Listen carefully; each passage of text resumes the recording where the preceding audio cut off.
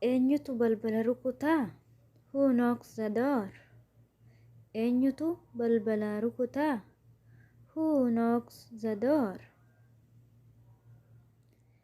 It is me. Anaadha. It is me. At eenyu? Who is this? At eenyu?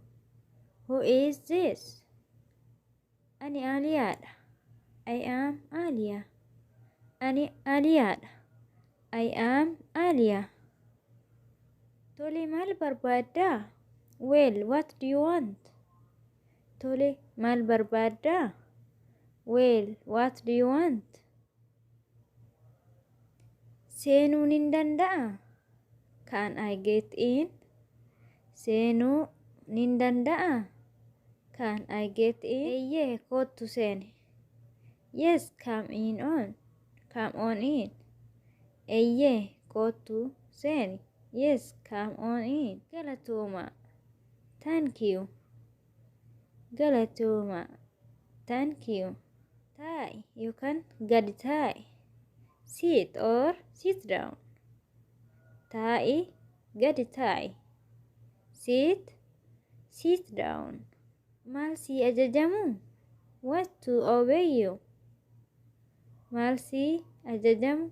What to obey you? Nan beela'ee maaltu jira? I am hungry. Is there anything?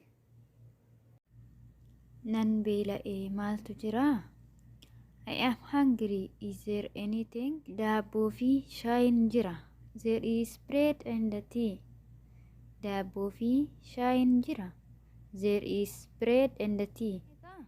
How much is the price? Gatiinsaa meeqa? How much is the price? Bishaanis naaf kenni. Please also give me some water. Maaloo mee bishaanis naaf kenni. Please give me some water. Heerumtee jirtaa? Are you married? Heerumtee jirtaa? Are you married? Ijoolleeti. I am a mother of children. Ani haadha ijoolleeti. I am a mother of children.